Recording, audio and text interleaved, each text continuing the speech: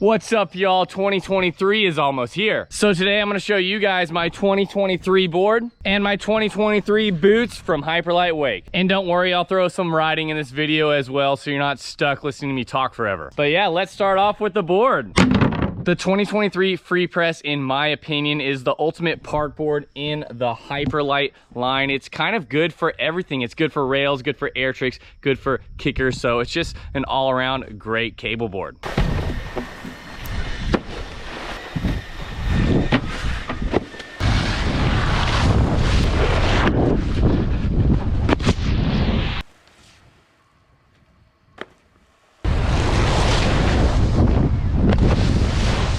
We have an all new graphic for 2023. There's kind of like a light gray dip, like it's almost dipped in paint all the way up to this line here, and then almost a see-through white to the wood core on the inside, and we kind of added this like gray fake wood pattern. So I think it looks really cool. Also, the most important part is Airbud is on here dead center, and yeah, my name's right there, and I couldn't be more stoked on the graphic. It's my favorite Free Press graphic yet. Also, we can't forget the bottom graphic. It's pretty much just white in the center and will gradient blue towards the edge. Each size is a different color. The smallest size is a 145, and it will gradient out to sort of like a light purple. This one's the 148, and the biggest size is a 151, which will be kind of a bluish green color. I thought it was pretty cool to have a bright colored base, so whenever you're boosting off the kickers or doing air tricks and stuff like that, and people see the bottom of your board, it really pops, and yeah, they can see it from shore, and it looks really cool. Overall, for 2023 with a graphic, I just tried to keep it pretty simple. I'm not really the kind of guy that puts stickers on their car or anything, or like a boat wrap around their boat. I don't really like tribal flames or anything super flashy. So yeah, I just tried to keep it pretty basic. Overall, it looks nice and clean. So yeah, I hope you guys like it too. The main difference in this board for 2023 is we actually removed the bamboo pop top and made it a solid Paulownia wood core. Paulownia wood is extremely strong and will give this board a lot of longevity. Last year's 2022 Free Press was actually slightly stiffer and slightly thicker than the original first year Free Press, and this wasn't exactly perfect to my liking, but after riding the first year and the second year, I kind of found that I liked the second year better on kickers and the first year better on rails. So for 2023, we kind of met them both in the middle. So now it will have a ton more flex than last year, but still slightly stiffer than the first year. So it is a lot better for landings on kickers, but it's still super easy to press on rails. Let's talk about rocker. If you have a lot of rocker, the board will almost land soft because of the rocker helping the water disperse out the nose and the tail of the board. But if you have too much rocker, the board can almost be sort of slow on top of the water. So the rocker line I chose for this board is about halfway between sort of a blacklist rocker and a union/wishbone rocker. So the blacklist rocker line is a bit flatter than this board for a lot of speed on the water, and the wishbone/union rocker line is a ton of rocker, so you actually get a lot of like ollie power out of it. Since I did kind of meet in the middle with these rocker lines, this board still carries speed very well, but you can also crank back on your tail nice and easily to really get the biggest ollie possible. Also, something great about having a bunch of rocker is it makes it a lot easier to sort of get into your press. So if you're starting to learn how to get into your press, you can just sort of rock up onto the nose and you're already in a nose press instead of having to like really work for it if you have a flatter rocker line. And if you aren't a beginner and you're more pro level, you can be in that position and then extremely crank it out to get sort of the biggest nose press and tail press as possible.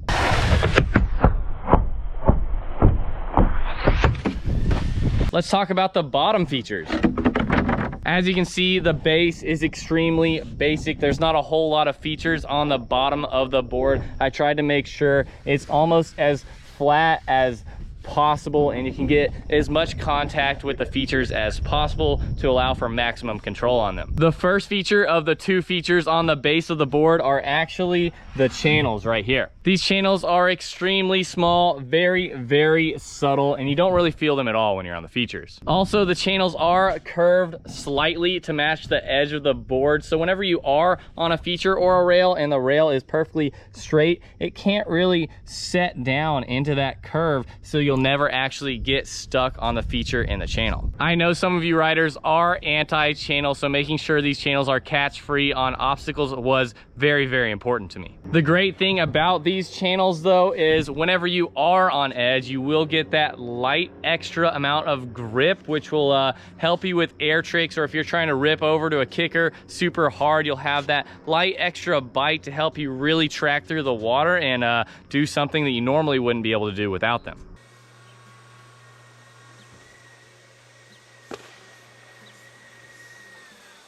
The second feature on the base of the board is the chined rails along the edge of it. This is one of my favorite features on the board because it will save your board from a lot of damage and give the board a lot longer longevity. As you can see, the edge of the board is actually raised a few millimeters, so it never actually comes in contact with the rail. You can see all of the scratches along here, and then boom, it's perfectly clean right there on the edge. This is especially great if an obstacle at your cable park happens to break and there's a slight lip in the plastic, or you're riding at a cable park with home built features and screws may end up slightly sticking up, and rather than the edge of your board completely smashing into the screw and annihilating your board, it does give you a chance to hop up and over that screw and you won't completely destroy your board on that impact. Let's flip this board back over and we can talk about the flex tips right here. As you can see, the board is thicker in the center to hold all of your body weight and really support those heavy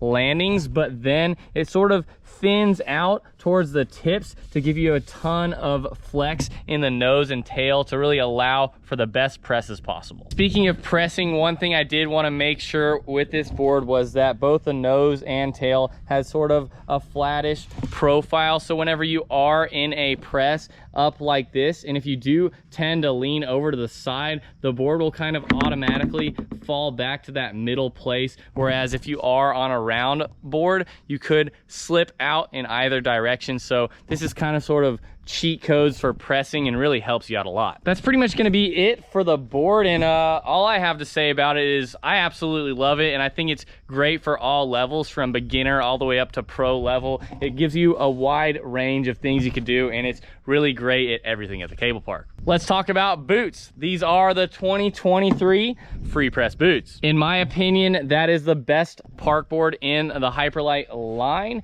and also in my opinion, these are the best boots in the system lineup. But not only my opinion, I'm pretty sure I can almost say that it is a fact that these are the best boots in the system line of boots. I find that this is the best fitting boot on all of the system boots, not only for my foot, but pretty much every foot. The boot has more loops for the laces than any other system boot, so it really allows the boot to fit like a glove around your entire ankle. And since there are more points to pull the boot tight, it's actually distributing that tightness all the way around your ankle rather than in certain points, so this will make there be no pressure points. Maybe you're thinking that since this boot does cinch down so well on your foot that you might think that it is stiff. I don't really think that at all. I would say that it is supportive, but it does have a lot of flex to it. These are brand new. I've never actually worn these ones yet, and they already have quite a lot of flex to them,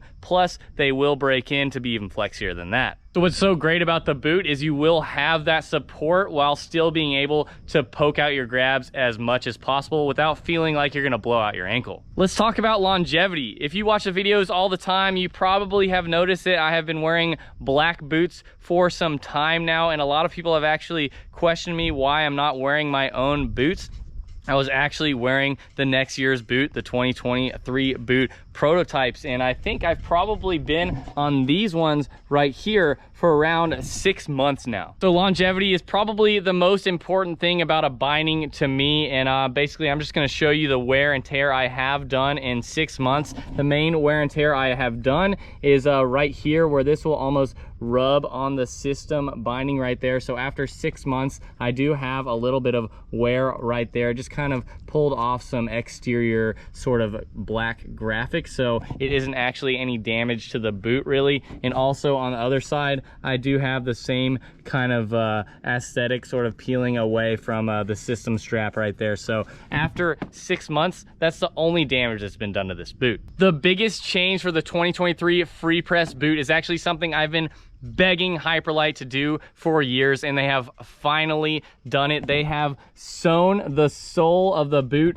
actually onto the boot, and I am super hyped about this. In the past, with a Hyperlite system boot, after a ton of time and use with the boot, the glue on the sole of it might have sort of started to deteriorate, and the sole of the boot could have ended up peeling off. I can confidently say that this will not be a problem any longer. This boot is at 6 months, and yeah, that's the original glue, and it has peeled absolutely 0%. And this is a brand new boot right here, and you can see it is very well sewn on there, and the sole will have a ton more longevity. Also, the boot is black, so it'll definitely look dope on all boards. And Airbud is on the tongue as well, so I'm pretty hyped about that. The materials from the 2022 boot to the 2023 boot, I have no idea what the difference actually is, but I did notice whenever I started riding the 2023 boot, I felt it was almost broken in straight out of the gate, rather than on the 2022 boot. It probably took me 4 or 5 days for the boot to completely break in. And this is really nice for me, because I'm definitely one of those guys that will wear boots as long as possible, even if they're completely thrashed, because I absolutely hate putting on new boots and having to break them in again. The best thing about these boots though is that they could be the best boots in the industry for just walking back to the dock over rough terrain. It really saves your feet from getting cut up, and also they are so fast clicking out of the system binding and then clicking back in and ratcheting them up and taking off the dock again. It really is a time saver, and it definitely saves your feet a lot. That's going to be it today for the board and the boots. I definitely think it's a super great setup, and if you have the chance, definitely check it out, give it a try, and I think you'll love it. Also, every purchase of this board and boots, I will get a royalty, and every dollar that I do earn will go back into the channel, so it will be a lot easier for me to continue making videos for you guys every second day forever. If you don't want to support me, that is completely fine. I won't be butthurt, I promise. But one thing I do want to ask of you guys, whenever you are purchasing a wakeboard, either for the cable or the boat, try and purchase a pro model signature board of a rider, because pro wakeboarders don't really make a ton of money, and every time you purchase their board, they will get a royalty, and this will help them keep their dream going a little bit longer. So yeah, just keep that in mind, and try and support the riders. Oh, and try and support the brands that support the riders. I know that Hyperlite supports me very well and treats a ton of their other athletes really great, and that is super awesome of them, because I know some of the other brands don't treat their riders super great. It's not really possible for me to know exactly what each brand is doing for their athletes, but I do know that Hyperlite is really great to us. So yeah, that is definitely a good company to represent. Anyways, if you guys like this video, make sure you give me a thumbs up, comment below what kind of videos you guys want to see in the future. And remember, I'll be uploading a wakeboarding video every second day forever, so make sure you guys subscribe. I'll see y'all next time. Peace!